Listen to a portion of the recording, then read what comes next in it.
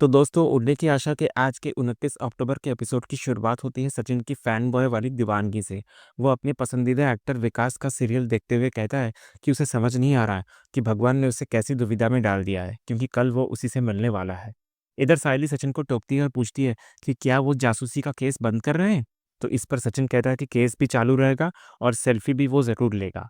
जब सायली उसे प्लान सोचने के लिए कहती है तो वो फिर से विकास के वीडियो में खो जाता है और कहता है कि उसे नहीं लगता कि इतना अच्छा एक्टर कुछ गलत कर सकता है, और वीडियो देखते देखते सो जाता है। ये देखकर सायली को कल की तहकीकात की चिंता होने लगती है। दूसरी तरफ कहानी का फोकस रिया और आकाश के रिश्ते पर आता है, जहां देर रात रिया घर लौटती है और उसको देखते ही आकाश की आंखों में चमक आ जाती है। फिर रिया आकाश को पूछती है कि वो सोया नहीं, अब तक जगा हुआ है। जैसे ही रिया कमरे में आती है, आकाश दौड़कर उसे गले लगा लेता है और उसे प्यार से बिस्तर पर बिठाता है। वो कहता है कि उसके बिना उसे नींद कैसे आ सकती थी और उसने उसे बहुत मिस किया। लेकिन इस बार रिया एक अलग ही अंदाज में होती है, पॉडकास्ट में सुनी गई रिलेशनशिप एडवाइस को याद करते हुए, जहाँ कहा गया था कि अपने पार्टनर का ध्यान खींचने के लिए उसे थोड़ा इग्नोर करना चाहिए, तो रिया वही करती है। जब आकाश उससे पूछता है कि क्या उसने भी उसे मिस किया, तो रिया बड़े ही कैजुअल अंदाज में कहती है, हाँ किया, लेकिन तुम तो जानते हो ना कि मैं काम में बहुत बिजी थी। वो बात को पलटते हुए आकाश से ही उल्टा सवाल कर बैठती है कि अगर उसने उसे इतना ही मिस किया तो उसने ज़्यादा कॉल क्यों नहीं किए। तो इस पर आकाश अपना बचाव करते हुए कहता है कि वो भी घर के मामलों में बिजी था और उसने 2-3 बार कॉल किया भी था, लेकिन रिया ने ही जवाब नहीं दिया। इसके बाद रिया रामलीला की बात छेड़ती है और कहती है कि उसे अफसोस है कि वो इसका हिस्सा नहीं बन पाई। वो कहती है कि उसे खुशी भी है कि कम से कम इस बार तेजस ने कोई गड़बड़ नहीं की। फिर बड़े ही चालाकी से वो आकाश के पर्सनल लोन का मुद्दा उठाती है। वो कहती है कि वो इस लोन को लेकर बहुत चिंतित है और उसे लगता है कि उसे अपने पापा से बात करनी चाहिए, जो एक ही दिन में सारा लोन चुका देंगे। लेकिन आकाश, जो अब अपनी जिम्मेदारियों को गंभीरता से ले रहा होता है, इस ऑफर को ठुकरा देता है। वो कहता है कि ये एक फैमिली मैटर है और वो इसे खुद ही संभाल लेगा। वो रिया को यह भी कहता है कि तेजस दारा ने वादा किया है कि वो लोन की सारी ईएमआई खुद भरेंगे, इसलिए उसे चिंता करने की कोई ज़रूरत नहीं है। फिर रिया उसकी बात मान लेती है और आकाश रिया के इस फिक्र को देखकर खुश होता है और उसे धन्यवाद कहता है। इसके बाद जब रिया दोबारा अपने डबिंग स्टूडियो जाने के लिए तैयार होती है, तो आकाश उसे छेड़ते हुए पूछता है कि कहीं उसके स्टूडियो में कोई हॉट हैंडसम हंक तो नहीं आ गया। तो रिया उसकी बात को टाल देती है। इधर आकाश उसके लिए कॉफ़ी बनाने और साथ में कुछ वक्त बिताने का प्लान बनाता है, लेकिन रिया ये कहकर मना कर देती है कि उसका अपने दोस्तों के साथ चिल करने का प्लान है। इतना कहकर वो वहाँ से चली जाती है। ये देखकर आकाश हैरान रह जाता है कि रिया उसके साथ वक्त क्यों नहीं बिताना चाहती। वो फिर फैसला करता है कि अब वो रिया के लिए एक सरप्राइज लंच प्लान करेगा। दूसरी तरफ कहानी हमें सचिन और सायली के जासूसी मिशन पर ले जाता है। जब दोनों विकास के बंगले के बाहर पहुंचते हैं, तो सचिन एक बार फिर अपने फैन बॉय मोड में आ जाता है। वो चश्मा लगाकर आकर सायली से पूछता है कि वो कैसा लग रहा है और कहता है कि विकास भी उससे मिलने के लिए उत्सुक होगा। तो सायली सचिन को याद दिलाती है कि वो वहाँ सेल्फी लेने नहीं, बल्कि फ्रॉड अजय के बारे में पता लगाने आए हैं और उन्हें अपने असली मकसद से भटकना नहीं चाहिए। इस पर सचिन कहता है कि हो सकता है कि अजय ने विकास जैसे महान इंसान को भी फंसाया हो। तभी सायली उसे फिर से काका को दिए गए वादे की याद दिलाती है। इस पर सचिन भी सीरियस हो जाता है और विकास के ही एक मशहूर सीरियल का डायलॉग मारते हुए कहता है कि आज वो पता लगाकर ही रहेंगे कि रसोड़े में कौन था। और इसी मजेदार अंदाज के साथ दोनों जासूस बनकर बंगले के अंदर चले जाते हैं। फिर जब सायली और सचिन विकास के घर के अंदर आते हैं, तो सचिन अपने फेवरेट एक्टर को सामने देखकर एकदम स्टैचू बन जाता है। फिर सायली जब फूलों की डिलीवरी देने के बाद पेमेंट लेने से मना कर देती है और कहती है कि वो वीकेंड पर एक साथ ले लेगी, तो विकास उसके इस प्रोफेशनल अंदाज से और भी इम्प्रेस होता हुआ नजर आता है। इसके बाद सायली सचिन को विकास से मिलवाने के लिए बुलाती है, लेकिन सचिन कहीं नहीं दिखता। और तभी कहानी में एक जबरदस्त और मजेदार मोड़ आता है। सचिन मोबाइल पर गाना लगाकर डांस करते हुए एंट्री करता है और विकास के चारों तरफ घूम घूम कर नाचने लगता है। फिर डांस खत्म करने के बाद वो सीधे विकास के पैर छू लेता है और उसे सनम जी कहकर बुलाता है। सायली उसे रोकने की कोशिश करती है, लेकिन सचिन की दीवानगी रुकने का नाम नहीं लेती। वो विकास से हाथ मिलाता है और कहता है कि वो उसका बहुत बड़ा फैन है। विकास भी उसके डांस की तारीफ करता है। इधर सचिन विकास से कहता है कि वो टीवी से जरा असल में स्मार्ट लगते हैं और उससे एक सेल्फी की गुजारिश करता है, ताकि वो उसे अपनी टैक्सी में लगा सके फ्रेम बनाकर। विकास भी खुशी खुशी उसके साथ सेल्फी लेता हुआ नजर आता है। उसके बाद जब सायली सचिन को याद दिलाती है कि वो दोनों वहाँ क्यों आए हैं और उन्हें अपने असली मकसद से नहीं भटकना चाहिए, क्योंकि विकास जी बहुत बिजी रहते हैं, तो सचिन उसकी बात को नजरअंदाज कर देता है। फिर वो अपनी फैन वाली दीवानगी में इतना खोया होता है कि वो विकास से कहता है, एक सवाल है सनम जी, बहुत सालों से मेरे दिमाग में है, पूछूं क्या? तो विकास भी मुस्कुराते हुए उसे पूछने की परमिशन दे देता है। और फिर सचिन बड़ी ही मासूमियत और गंभीरता के साथ वो सवाल पूछता है, जो न सिर्फ उसे बल्कि शायद पूरे देश को परेशान कर रहा होता है, कि रसोड़े में कौन था। तो सचिन का ये सवाल सुनकर विकास एक पल के लिए हैरान और चुप हो जाता है, क्योंकि उसे समझ नहीं आता कि वो इसका क्या जवाब दे। उधर सायली भी शर्म से पानी-पानी हो जाती है और सचिन से पूछती है, "ये क्या कर रहे हो तुम सचिन?" उसे समझ नहीं आता कि वो अपने पति की इस अजीब और मज़ेदार हरकत पर कैसे रिएक्ट करे। इसके बाद सायली विकास को एक छोटा-सा फूलों का गुलदस्ता देती है और कहती है कि ये उनकी तरफ से एक छोटा-सा तोहफ़ा है। फिर विकास उसकी इस प्यारी-सी कोशिश से खुश होता है और उन दोनों को बैठने के लिए कहता है। वो मज़ाक में सायली से कहता है कि वैसे तुम्हारा जो हस्बैंड है ना, काफ़ी इंटरेस्टिंग पर्सनैलिटी है। तभी विकास का सेक्रेटरी पानी लेकर आता है। सचिन पानी का ग्लास लेता है, लेकिन तभी उसकी नज़र पास रखे लैपटॉप पर पड़ती है। विकास उसे टोकते हुए कहता है, "सचिन, पानी ज़रा लैपटॉप से दूर रखना।" ये सुनते ही सचिन एक और मज़ेदार हरकत कर देता है। वो जानबूझकर लैपटॉप पर थोड़ी पानी गिरा देता है और फिर विकास के सीरियल के एक सीन को याद करते हुए सायली से कहता है, "तेरे को मालूम है सायली, सनम जी की बाइकों ने ना लैपटॉप पानी से धो डाला था।" वो विकास को बताने लगता है कि उसे वो सीन भी याद है जब उसकी पत्नी ने लैपटॉप धोकर छत पर सुखा दिया था और कहता है कि सनम जी और पानी का 36 का आंकड़ा है। फिर वो सॉरी बोलकर लैपटॉप साफ करने लगता है, तो विकास मुस्कुराते हुए कहता है, "इट्स ओके, ये लैमिनेटेड है।" फिर सचिन उसकी इस बड़े लोगों वाली बात से और भी इम्प्रेस होता हुआ नजर आता है। लेकिन मज़ा तब आता है जब सायली भी सचिन का साथ देते हुए पूछती है, "आपने बताया नहीं विकास सर कि रसोड़े में कौन था?" ये सुनकर विकास हंस पड़ता है। सचिन सायली को देखकर हैरान होता है, तो सायली कहती है कि क्या उसे लगता है कि सिर्फ वही विकास जी के सीरियल देखता है?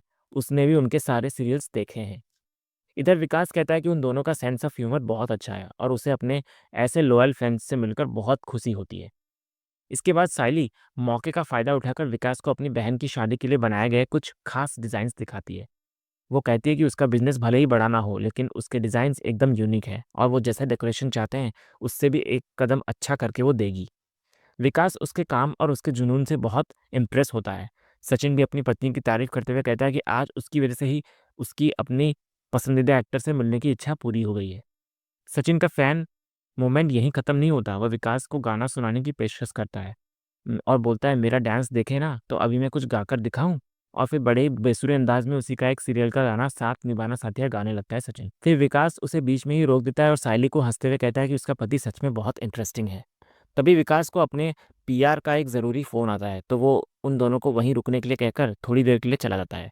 उसके जाते ही सायली सचिन को डाँटती है कि वो ये सब क्या कर रहा था। वो कहती है कि वो अपने असली मकसद से भटक रहे हैं और अगर विकास अपने फैन्स के साथ अच्छे से पेश नहीं आते, तो वो उन्हें कब का घर से बाहर निकाल चुके होते। सचिन को भी अपनी गलती का एहसास होता है और सायली उसे याद दिलाती है कि उन्हें दोबारा ऐसा मौका नहीं मिलेगा। तभी विकास वहाँ लौट आता है और सायली से पूछता है कि वो कौन से मौके की बात कर रही थी? तो सचिन तुरंत बात को संभाल लेता है और अपनी हरकतों के लिए विकास से माफ़ी मांगता है।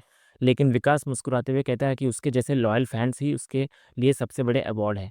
इसके बाद सचिन बड़े ही चालाकी से बात को बीच हाउस की तरफ ले जाता है और विकास से पूछता है कि क्या वो वहीं पर रहते हैं, क्योंकि उसने उन्हें बहुत बार वहाँ पर जॉगिंग करते हुए देखा है। इस पर विकास एक बहुत बड़ा खुलासा करता हुआ नजर आता है। वो बताने लगता है कि वो घर उसका नहीं बल्कि मिस्टर अजय का था, जो खुद को प्रोड्यूसर बताता था। विकास ये भी कहता है कि अजय वो घर उसे बेचने वाला था, लेकिन बाद में उसे पता चला कि वो घर उसका है ही नहीं और इसलिए उसने अजय से दूरी बना ली।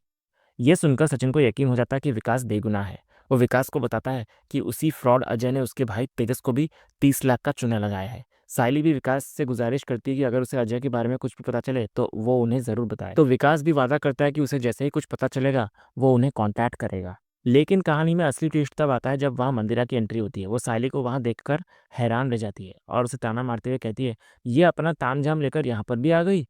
इसके बाद मंदिरा बड़े ही प्रोफेशनल अंदाज में विकास के पास जाकर बैठती है और कहती है, "डेकोरेशन से रिलेटेड जो हमने बात की थी, आपके दिमाग में कोई स्पेसिफिक लेआउट है क्या?" तो विकास भी उसे जवाब देते हुए कहता है कि बहन की शादी है तो उसके दिमाग में बहुत कुछ है, लेकिन उसे उम्मीद है कि आज वो पूरी तैयारी के साथ आई है। इस पर मंदिरा पूरे घमंड और आत्मविश्वास के साथ कहती है, "of course Vikas ji, I am always prepared." वो साइले की तरफ इशारा करते हुए कहती है, "मेरा जो काम है ना, वही मेरा जीता जागता सबूत है। इसलिए जो सारे मैरिज हॉल्स हैं ना इस एरिया के, वो मेरे साथ ही काम करना पसंद करते हैं।" इसके बाद जब विकास उससे अपना काम दिखाने को कहता है, तो मंदिरा अपने लैपटॉप पर तैयार किए गए डिज़ाइन्स उसे दिखाती हुई नज़र आती है। उधर ये सब देख रहे सचिन को शक होता है। वो धीरे से सायली को पूछता है, "ये वही है क्या सायली, जिसने तेरा मॉडल तोड़ा था?" तो सायली धीमी आवाज़ में हाँ कहती है। उसके बाद विकास मंदिरा को बताने लगता है कि ये इस साल की सबसे बड़ी शादी होने वाली है, इसलिए उसे हर चीज़ एकदम परफेक्ट चाहिए। मंदिरा भी उसे भरोसा दिलाती है कि कोई गलती नहीं होगी। तभी जब सचिन और सायली वहाँ से जाने लगते हैं, तो विकास उन्हें रोक लेता है और एक और ऐसा फैसला सुनाता है, जिससे मंदिरा के होश उड़ जाते हैं। विकास कहता है, "मंदिरा जी, वेन्यू का स्टेज और हॉल डेकोरेशन आप मैनेज करेंगी और फिर वो सायली की तरफ मुड़कर कहता है, और तुम Sayali, name board, outer decor, card decoration और घर का पूरा डेकोरेशन का काम तुम देखोगी। वो कहता है कि उसे सायली के डिज़ाइंस बहुत पसंद आए हैं और वो उसे निराश ना करे। ये सुनकर सचिन और सायली की खुशी का ठिकाना नहीं रहता। लेकिन मंदिरा इस फैसले का विरोध करने की कोशिश करती है और कहती है कि वो अकेले ही सब कुछ मैनेज कर लेगी, लेकिन विकास उसे साफ कहता हुआ नजर आता है कि ये उसका फैसला है और अगर उसे ये पसंद नहीं है तो वो मना कर सकती है। ये सुनकर मंदिरा के पास हाँ कहने के अलावा कोई और चारा नहीं बचता। फिर जब मंदिरा एडवांस पेमेंट लेने से मना कर देती है तो सचिन विकास की तारीफ करते हुए कहता है कि उसने दो कॉम्पिटिटर्स को एक ही इवेंट में काम देकर कमाल कर दिया है और ये काम सिर्फ वो ही कर सकता है। इधर सायली भी विकास को उस पर भरोसा दिखाने के लिए धन्यवाद कहती है। इस पर विकास कहता है कि उसने सुना है उनका 30 लाख का नुकसान हुआ है और ये उसकी तरफ से उनके टैलेंट के लिए एक छोटी सी भेंट है। सायली भी एडवांस लेने से मना कर देती है और कहती है कि उसका भरोसा ही उसके लिए काफ़ी है। इसके बाद सचिन और सायली खुशी-खुशी वहाँ से जाने लगते हैं और मंदिरा भी गुस्से और जलन के साथ वहाँ से निकल जाती है। दूसरे सीन में जब सायली और सचिन बाहर आते हैं तो मंदिरा एक बार फिर उनका रास्ता रोक लेती है। वो सायली पर तंज कसते हुए कहती है कि वो ज़्यादा खुश ना हो क्योंकि ये ऑर्डर उसे सिर्फ विकास जी की मेहरबानी की वजह से मिला है, वरना उन दोनों का कोई मुकाबला है ही नहीं। लेकिन इस बार सचिन अपनी पत्नी के लिए खड़ा होता हुआ नजर आता है। वो मंदिरा को जवाब देते हुए कहता है कि आज सायली का काम भले ही एक छोटे पौधे जैसा हो, लेकिन जल्द ही एक बरगद के पेड़ की तरह इतना फैल जाएगा कि सबकी आंखें फटी की फटी रह जाएगी। इधर मंदिरा भी घमंड से कहती है कि उसने बड़े-बड़े पेड़ों की जड़ें उखाड़ फेंकी है, तो ये तो सिर्फ एक कली है। तो इस पर सायली एक ऐसा करारा जवाब देती है जिससे मंदिरा भी चुप हो जाती है। वो कहती है, ये गुलाब की कली है मंदिरा जी, खुशबू के साथ कांटे भी होते हैं। तो ज़रा सँभल कर रहना। वो साफ कहती है कि वो सिर्फ़ अपना काम करने आई है यहाँ पर, लेकिन अगर कोई उसे नीचा दिखाएगा, तो वो उसका जवाब अच्छे से देगी। तो सचिन सायली के इस दमदार जवाब पर खुशी से चिल्ला उठता है और उसे अपने साथ ले जाता है। दूसरी तरफ कहानी का फोकस दोबारा आकाश और रिया के रिश्ते पर आता है। आकाश रिया को सरप्राइज देने के लिए उसके डबिंग स्टूडियो के बाहर फूलों का गुलदस्ता लेकर खड़ा हुआ होता है। लेकिन तभी वो देखता है कि एक लड़का रिया को एक और बुके दे रहा होता है और रिया उससे मुस्कुराकर बात कर रही होती है। ये देखकर आकाश हैरान रह जाता है और उसे जलन होने लगती है। फिर जब रिया उसके पास आती है तो आकाश सीधे उस लड़के और बुके के बारे में पूछता है। तभी रिया को अपने पॉडकास्ट की सलाह याद आती है कि अपने पार्टनर का ध्यान खींचने के लिए उसे थोड़ा इग्नोर करना चाहिए। तो वो बड़ी ही चालाकी से जवाब देती है कि वो लड़का उसका एक कॉलीग था और वो सिर्फ उसका भूला हुआ गुलदस्ता देने आया था बाहर। जब आकाश कहता है कि वो लड़का इतना हंस-हंस कर क्यों बात कर रहा था, तो रिया कहती है कि उनके काम में ऐसा चलता रहता है। इसके बाद आकाश उस लड़के का दिया हुआ गुलदस्ता ले लेता है और रिया को अपना लाया हुआ बुके पकड़ा देता है। ये देखकर रिया मन ही मन खुश होती है कि उसे किसी और के दिए हुए फूलों से ज़्यादा आकाश और उसका लाया हुआ गुलदस्ता प्यारा है। फिर आकाश रिया को पिज़्ज़ा डेट पर ले जाने की बात करता है। इतना कहकर वो बाइक की तरफ जाता है। फिर उसके बाद रिया पीछे खड़ी मन में सोचती है कि वो तो सिर्फ एक खेल खेल रही थी, लेकिन आकाश को सच में जलन हो गई। वो फैसला करती है कि अब जब ये शुरू हो ही गया है, तो इसे ऐसे ही चलने देते हैं। दूसरी तरफ घर पर रेणुका भूख से बेहाल होती है और सायली का इंतजार कर रही होती है। तभी तेजस वहां आकर खाने के बारे में पूछता है रेणुका से, तो रेणुका उस पर भी भड़क जाती है। ठीक उसी वक्त परेश वहां आते हैं और रेणुका को ताना मारते हैं कि झूठ और फरेब दीमक की तरह होते हैं जिनका इलाज समय पर कर देना चाहिए। वो रेणुका से पूछते हैं कि क्या उसने तेजस को फिर से अपने पल्लू के नीचे सहारा देना शुरू कर दिया है। तो रेणुका बोलती है कि ऐसी कोई बात नहीं है परेश, तेजस ने जो किया है उसके लिए इसने माफ़ी तो मांग ली है, लेकिन इसे पूरी तरह माफ़ नहीं किया जा सकता। बहुत सारा पश्चाताप करना बाकी है। लेकिन अभी मैं क्या करूँ परेश, मेरे पेट में चूहे दौड़ रहे हैं और भूख के मारे चक्कर आ रही है और तुम्हारी लाडली सायली अभी तक घर नहीं आई है, खाना भी नहीं बनाया है, तो मैं क्या खाऊँगी? फिर उतने में वहाँ रोशनी आती है, तो परेश रेणुका को रोशनी से खाना बनवाने के लिए कहते हैं। तो रेणुका और तेजस दोनों को ही रोशनी का बनाया हुआ वो भयानक तीखा डोसा याद आ जाता है और वो तुरंत मना कर देते हैं। ये देखकर रोशनी मन ही मन खुश होती है कि उसके सिर से कम खाना बनाने का झंझट तो टला। इधर बाद में तेजस धीरे से रोशनी से पूछता है कि क्या उसने जानबूझकर खराब डोसा बनाया था? तो इस पर रोशनी भी उसे करारा जवाब देती है और कहती है कि जब वो उसके लिए स्टैंड नहीं लेता, तो उसे तो खुद के लिए कुछ तो करना ही पड़ेगा ना। ठीक वैसे ही जैसे उसने अपना खाना-पीना शुरू करवाने के लिए बेहोशी का नाटक किया था। तभी इतने में सचिन और सायली घर लौटते हैं। रेणुका आते ही सायली पर ताना कसती है कि वो महारानी कहाँ टहलने गई थी? तो सायली उसे बताती है कि वो एक ज़रूरी डिलीवरी के लिए गई थी। फिर सायली रेणुका से वादा करती है कि वो आधे घंटे में पुलाव बना देगी और सचिन भी उसकी मदद करने के लिए किचन में चला जाता है। फिर अगले ही पल हम देखते हैं कि रेणुका डाइनिंग टेबल पर बैठी भूख से बेहाल होकर सायली को आवाज़ दे रही होती है। हुआ क्या सायली खाना? आधा घंटा बोला है लेकिन पक्का 2 घंटा लगाएगी। तभी सचिन और सायली खाना लेकर आते हैं। सायली रेणुका को बताती है कि उसे पता था कि उसे देर हो जाएगी, इसलिए वो पुलाव की सारी तैयारी पहले से ही करके गई थी। ये सुनकर परेश रेणुका को डांटते हैं कि उसे चिल्लाने से पहले किचन में जाकर देख लेना चाहिए था और अगर भूख लगी थी तो वो खुद भी खाना बना सकती थी। सचिन भी अपनी माँ पर ताना मारता है कि उसे तो बस सायली पर फटने का मौका चाहिए। इसके बाद सचिन और सायली एक ऐसा खुलासा करते हैं जिससे सब हैरान रह जाते हैं। वो बताने लगते हैं कि वो दोनों उस फ्रॉड अजय के बारे में जानकारी निकालने गए थे। जब परेश पूछते हैं कि क्या कुछ पता चला, तो सचिन कहता है कि वो दोनों सनम जी यानी टीवी एक्टर विकास से मिलने गए थे और उन्होंने अजय के बारे में बहुत कुछ बताया है। सायली इधर कहती है कि विकास ने उन्हें बताया कि अजय कहाँ रहता है, लेकिन उसकी पहचान के लिए उन्हें उसकी फोटो चाहिए थी। और तभी कहानी में एक जबरदस्त ट्विस्ट आता है। वहीं बैठी रोशनी अचानक बोलती है उसकी कोई जरूरत नहीं है। ये सुनकर सब चौंक कर रोशनी की तरफ देखने लगते हैं और इसी सीन के साथ ही आज का ये एपिसोड यहीं खत्म होता है। तो दोस्तों, आज का ये वीडियो आपको कैसा लगा, कमेंट के जरिए हमें ज़रूर कहिएगा और कमेंट में हाइप करना भी मत भूलिएगा और वीडियो को एंड तक देखिएगा, लाइक भी कीजिएगा, शेयर भी कीजिएगा और सब्सक्राइब करना तो बिल्कुल भी मत भूलिएगा, ताकि ऐसे ही रोज़ लेटेस्ट एपिसोड के अपडेट्स आप टेलीविजन से पहले पा सकें। तो मिलते हैं हम एक नए एपिसोड के रिव्यू में, तब तक के लिए स्वस्थ रहें, मस्त रहें।